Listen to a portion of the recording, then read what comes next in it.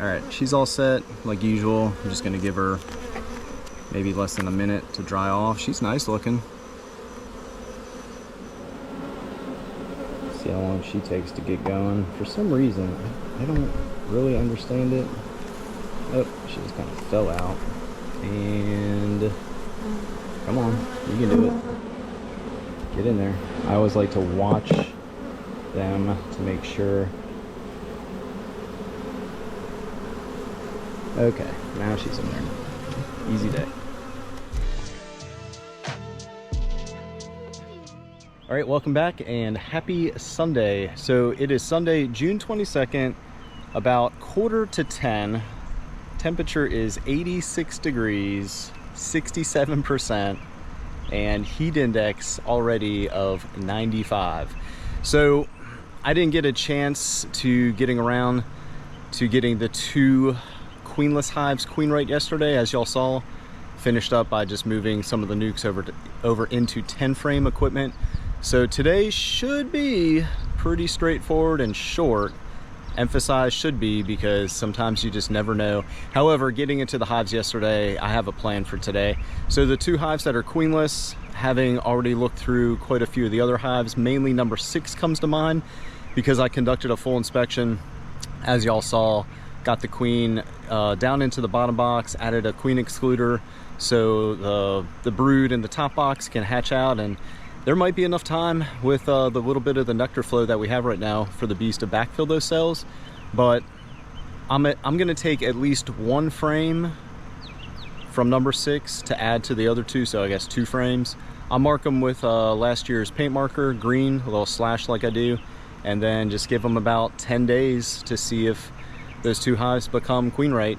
So like I said, today's pretty straightforward, but I also haven't been out into the yard, which means you never know what you're really going to encounter. So hopefully I don't encounter anything, no surprises. I can get this done and get on with my day. All right, like usual, bit of a tradition. Let's check out the entrance activity. And no kidding. I mean, you would think it's springtime. And this looks a lot better for, I believe that's 24. The one that was in the nuke yesterday. They definitely needed some space. That was a little overdue. The season kind of got away from me a little bit with some of the nukes, but everybody's in 10 frame equipment now, so hopefully they're a little more happy with the extra space. All right, down here at number 6, I already got number 2 opened up and a frame pulled. And since number 6 is a pretty strong colony, this is what I'm going to give them. They have the population and they have the strength really to work a frame that doesn't have much going on with it. So be relatively quick. I'm just going to pull a frame that has eggs and young larvae. I'll show you that, of course. Get that added into number 2, and then do the same for, I believe it's number 4. So I'm just going to move these outside frames over. The brood's primarily in the center. And let's see, there we go. A little brood, more food than anything, and it's not a good one. Really just looking for eggs.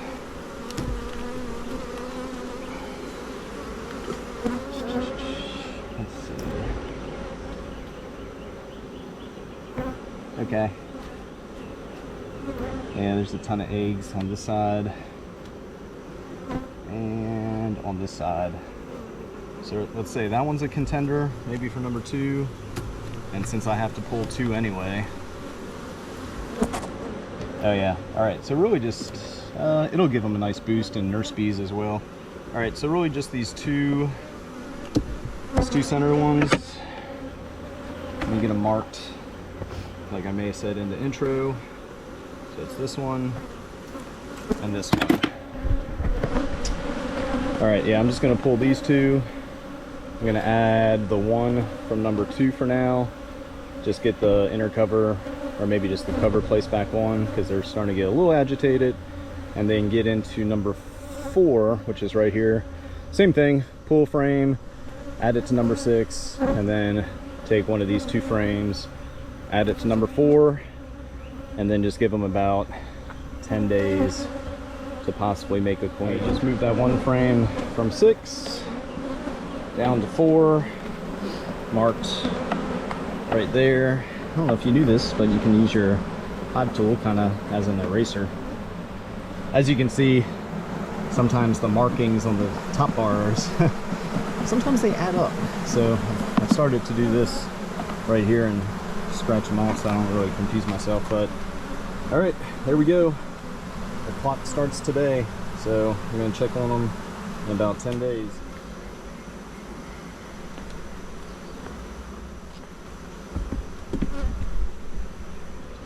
All right, well, there you go. Really not much to it. Just gonna mark them with a brick. I'm also gonna set a few reminders in Hive tracks and then in my phone, really to check on those 2 in 5 and 10 days. So in 5 days, they should start to produce some sort of queen cell. I really want to do that instead of just letting the full 10 days go. In the event they just, for whatever reason, don't use any of the resources I just gave them to produce a queen cell, right?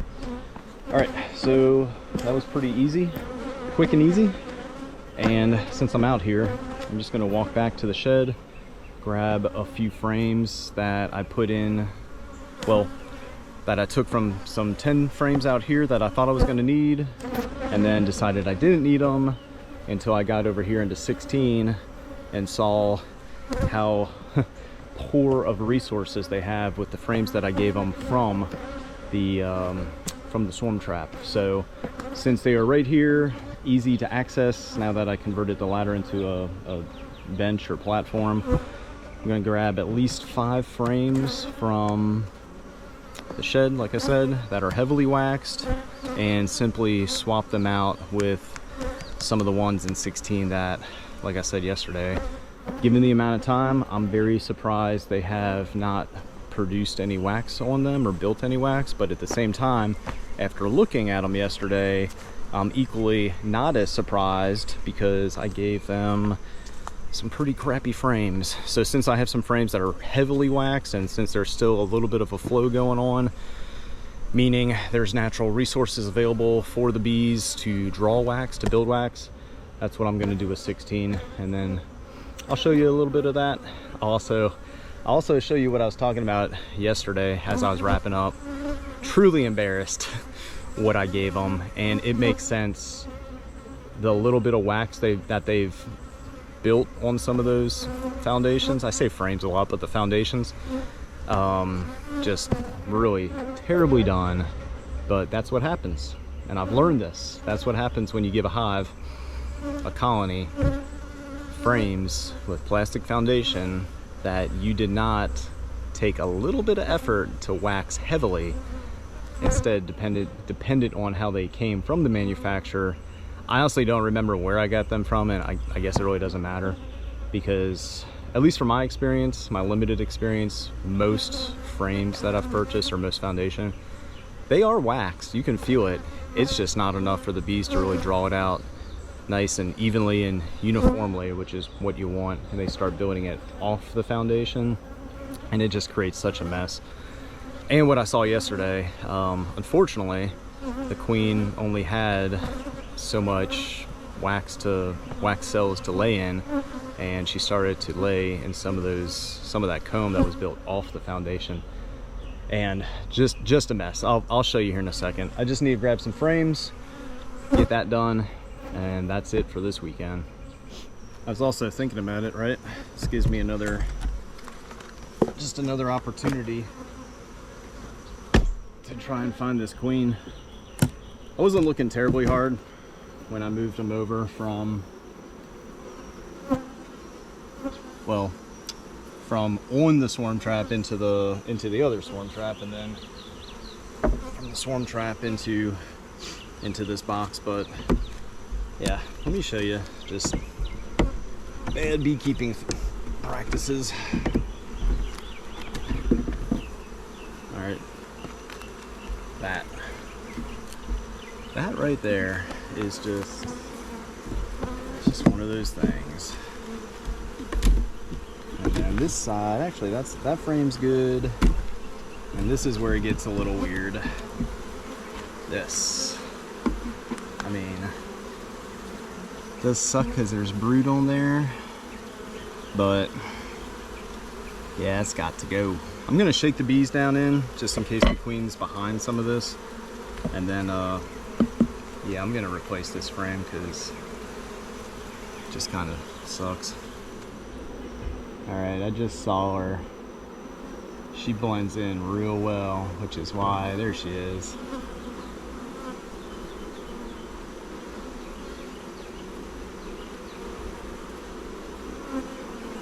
Got her. All right, now I can start doing some cleanup, which is unfortunately some of this weird stuff.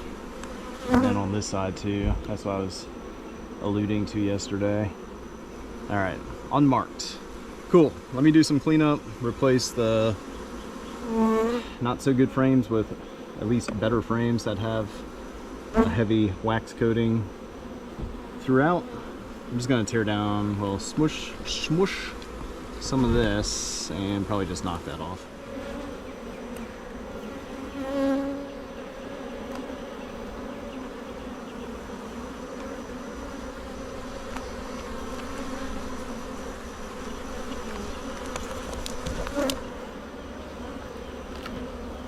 All right, she's in there.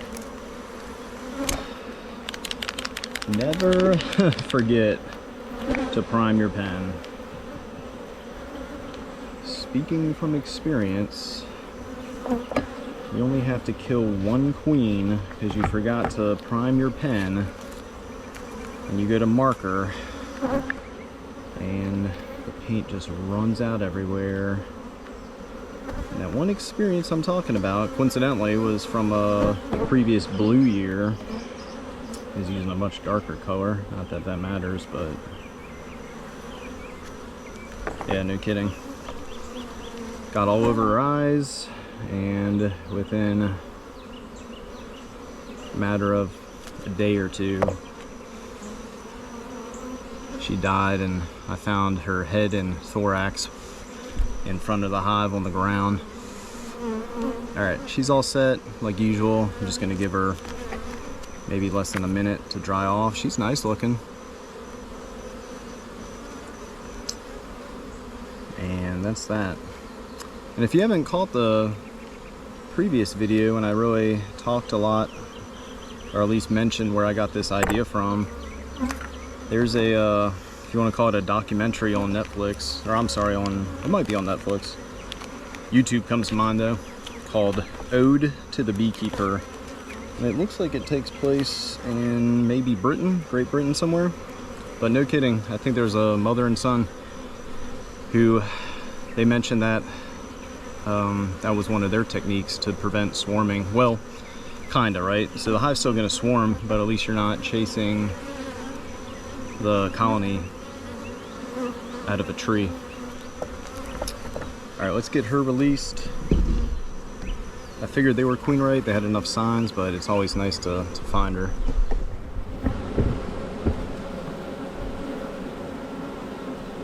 See how long she takes to get going. For some reason, I don't really understand it. Oh, she just kind of fell out. And come on, you can do it. Get in there. I always like to watch them to make sure. Okay, now she's in there. Easy day. All right, well, there you have it, folks. So it's 10:45, and this only took about an hour. So yeah, hives 2 and 4 have one very nice frame of eggs and young larvae each. And then number 16 finally found the queen. She was blending in. And they have a whole lot more better frames with heavily waxed foundation and got rid of that stuff they were building. So hopefully that helps them out. But yeah, just like I said yesterday, thoroughly amazed at what the bees have done in the last few weeks, especially this time of year, meaning June for the most part, right? Looking back on last year, I guess some things kind of make sense. So I pulled honey early May and late May last year, and anticipating the dearth, I was very eager and prompt to feed the bees, and fed them, I think, early June. Fed them pretty heavily, maybe twice in June, at least once in the beginning of the month, maybe later too. And as I was conducting my bi-weekly inspections, I mean, they packed away the food, assumingly the food I was providing them, but I think I left a lot of honey in the hives last year, which is fine because my overwintered rate this year has been one of the best so far, especially as we've built up. I don't remember what I went into the winter with, maybe 15 or so, came out with 12, but I think I'm at like 20, I think I'm about 23 right now. So seeing what 18 healthy overwintered hives produced this year regarding a honey crop, if I can overwinter at 25, so that's a difference of 7, public math, you know, so that's it's about maybe a 25% increase. Yeah, if I can slowly do that and slowly build up each year, and that, not that one thing leads to another, because there's no guarantees, but if mathematically, right, if that were to equate to a 25% increase in a honey crop, that would be fantastic, right? Okay, hey, that's it for me. Let's do one last look of the hives and the entrances before I get out of here. But thanks for watching. Stay tuned for next weekend, which will be the last part of June's video. All right, here it is, Monday, June 23rd, right at 6 p.m. And I'm really only walking out to the bee yard because I am curious to see what the entrances look like with today's temperatures. And again, keep in mind, it's 6 p.m., 97 degrees, 57% humidity, and it feels like 116. The heat index about 30 minutes ago was 122, and this is like day 2 or 3 of summer, so it might be a hot one this year. Let's check out the activity, walk around, show the entrances, and we will see together what it looks like. If you can hear that or not, they are still pretty darn busy. All right, let's walk around real quick and see what the front looks like. Oh yeah, that's exactly what I was expecting to see. Oh, they are hot.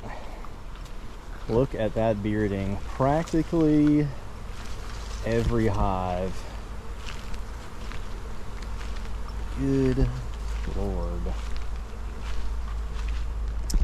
16 has a pretty low population, which is why they're not doing much, but good Lord, look at those.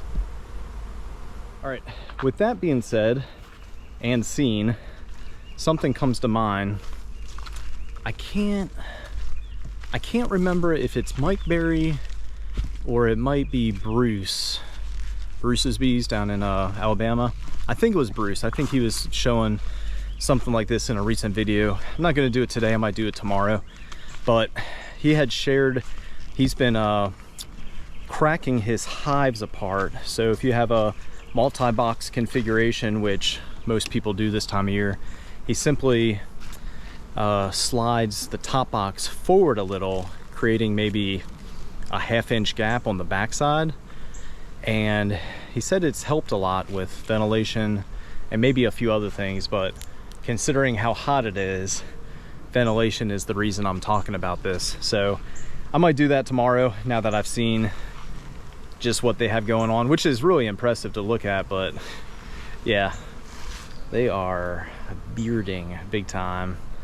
Let's take one last look. Yeah, one last look, and I'm gonna get out of here for today. So yeah, for sure. And you can see it's like dappled sunlight back here. They're not even in direct sun, which I can only imagine how hot it would feel inside the hive if they were in direct sun. But yeah, this location's turned out to be a pretty nice one for that reason, for the natural windbreak. It drains well, but yeah, holy smokes. All right, so it's Thursday, June 26th, just shy of 6 p.m. Temperature's 96 degrees, 58% humidity with a heat index of 113. Let's see how the hives are looking. And before I get out there, let's play a little game. Let's guess if they are going to be mildly bearding, more mildly bearding, or heavily bearding. Given the previous clip for practically the same time of day and the same temperatures, I'm going to go with heavily bearding. So let's walk around and take a look. They are still flying a lot. They are acting like they are still on a nectar flow. Oh, holy smokes. For these ones here, I would definitely say heavily bearding. Good Lord. Something else I just thought of that I'm gonna have to pay attention to, because there's so many bees on the front between, I mean, most of these right here, is I guess check on them maybe daily or every other day to make sure they don't put enough weight on the entrance reducer to possibly slide it down unintentionally. Good Lord, look at this side of the yard.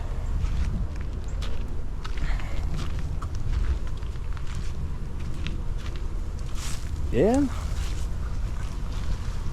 seems about right, given the heat index.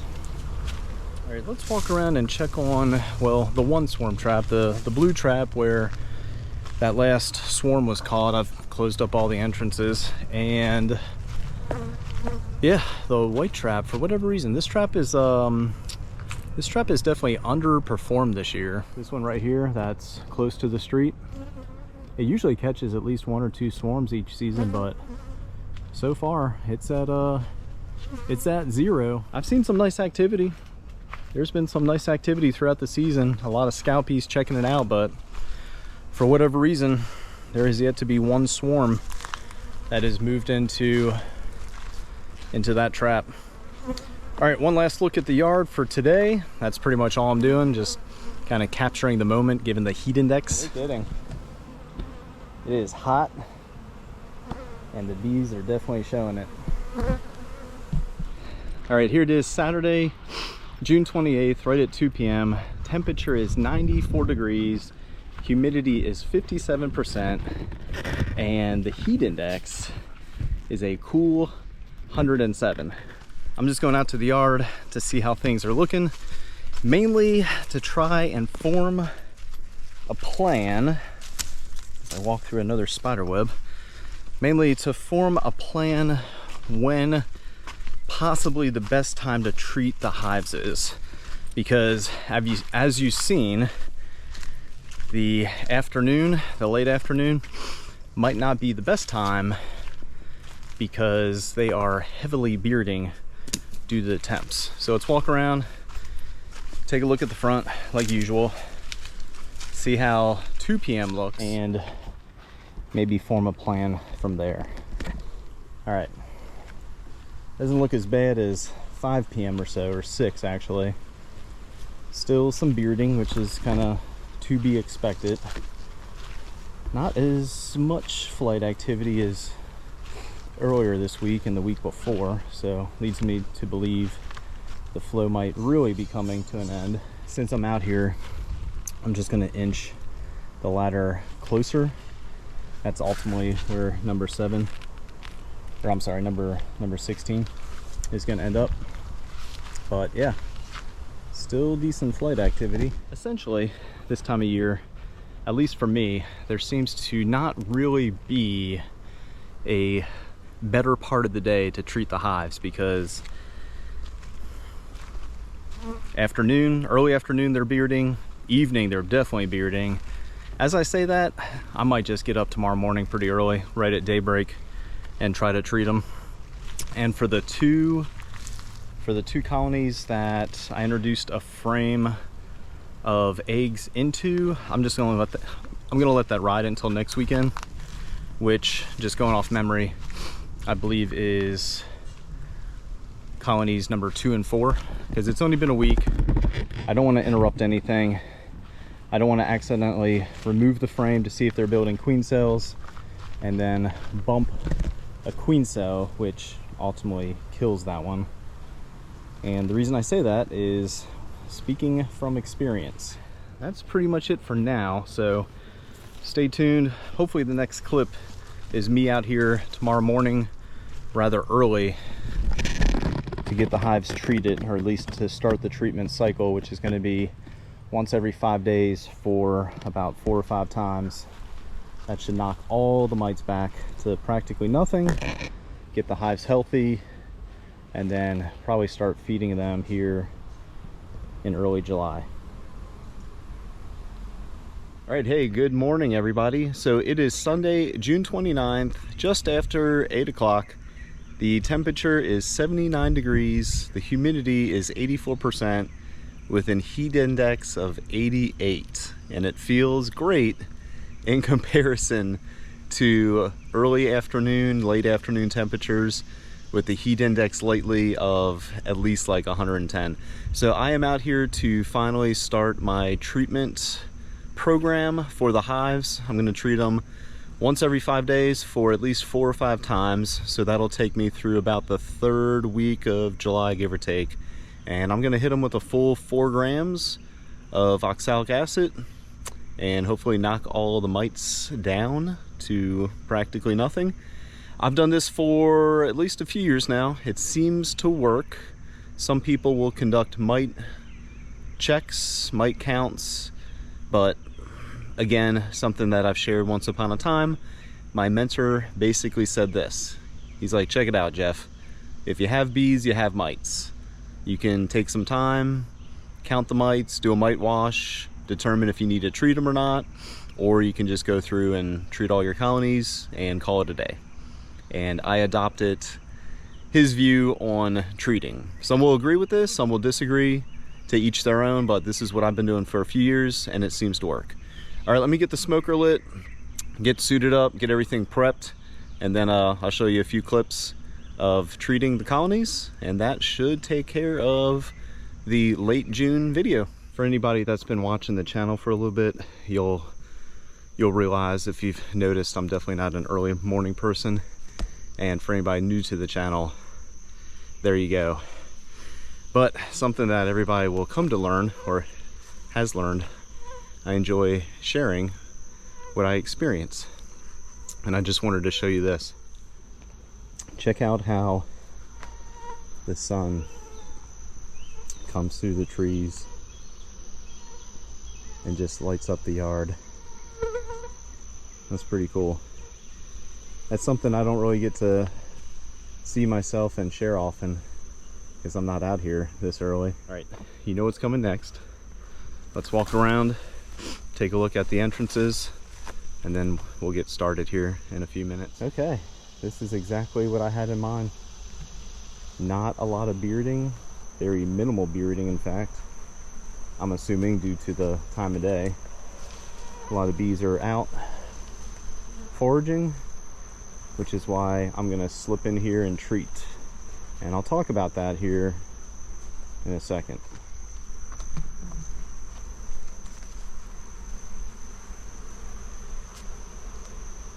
So, everybody manages their bees differently. I think we can agree on that. And for a long time, I've treated in the evenings because, one, that's kind of what I was taught. Two, I think the textbooks say that as well. And three, the idea is because most of your bees are back, and when you treat them with vaporizing or supplementing oxalic acid, the idea is you're able to treat the majority of the colony, right? However, like I was saying earlier, in the evening, late afternoon, evening, this time of year, due to the temperatures, they are bearding so heavily that I could try to smoke them into the hive, and I've done that before to some kind of success. But I kind of figured, you know, maybe the juice just isn't worth the squeeze on that, because you spend so much time per colony, or at least I do, smoking them to try and like force them into the woodenware, into the boxes, so you can treat as many as possible. I was thinking this year, looking for ways to just improve things and make things a little simpler. If I can just come out early in the day, treat the colonies, not really have to worry about smoking them into the boxes, you're still treating a decent population of the bees, so why not? Plus, with the heavy treatment cycle post honey harvest, the once every 4 to 5 days for 4 to 5 times, the treatment's gonna work. So I just wanted to share that before I got started. That's why I'm out here early versus late. Try to minimize, or at least reduce some pretty much just unnecessarily complicated things I've been doing. Okay, enough me yapping. Let's get the smoker lit up just to smoke some of the bees on the entrances, and then we'll start treating here in a second. All right, just turned this on. Initially it's at 82. That picks up on the ambient temperature right away, but it'll take no time for this thing to heat up. So we'll give that maybe about a minute, 90 seconds, and it'll be at temp, which is 445. Works perfectly. That's what it came preset to. I've made 0 changes to it, and it works fantastic. So while that thing's heated up, I'm gonna get my PPE on, my respirator, and then we'll get started. I think I have 23 hives out here. It'll take just less than 30 minutes to treat them all, which is awesome.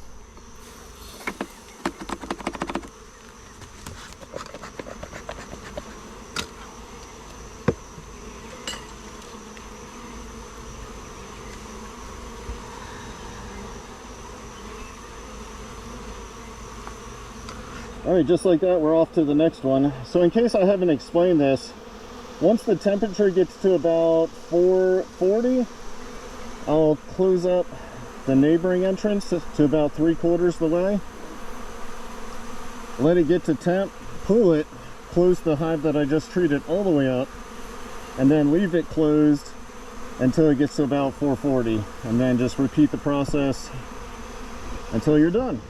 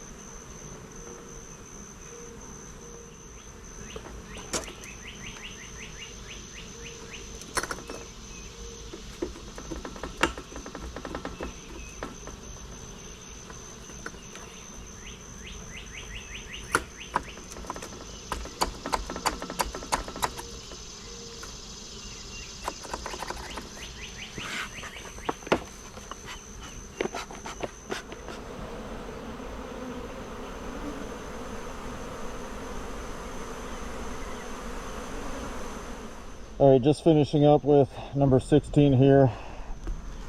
In fact, right after 4:35 or so, I come down to the previous hive. Look at all that pollen. That is awesome. Come down to the previous hive and pull the towel. I'm just gonna clean everything up, pack everything up, and then I'll give you all a summary back by the shed so you can actually understand me and I don't sound like Darth Vader out here. But overall, that's the start of my treatment.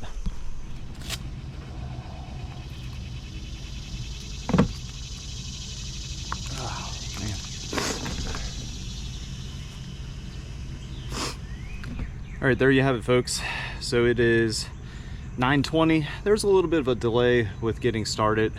The lighter of all things that I've had in my smoke box, I left it out once or twice. It seemed to rust, so there's a little delay. I had to come back and find another lighter. But yeah, current temp 86 degrees, humidity 72%, heat index 95. So clearly, without even looking at the weather app and the temps, there's an advantage to getting out into the yard early versus later in the day. So that's just something I'm gonna have to learn to adjust to during the summer months. All right, so let's talk about a few things. Again, it's Sunday, June 29th. This will be the last video for the second half of June's video. So I appreciate everybody watching, especially if you're watching this at this point. You've watched the entire video, right? So if you haven't subscribed, please do so. If you hit the like button, you know, it triggers the whole YouTube algorithm, and possibly this video or my channel will start popping up in people's feeds, which is, you know, one of the desired effects to posting some videos. So let's talk about a few things coming up in July. So July 5th, I'm gonna be down in Holly Ridge to teach an introduction to beekeeping class at their community center, and that's gonna be from 10 to 12. And then on July 5th, I'm gonna be over at the farmer's market for the first time, and their hours are 8 to 12.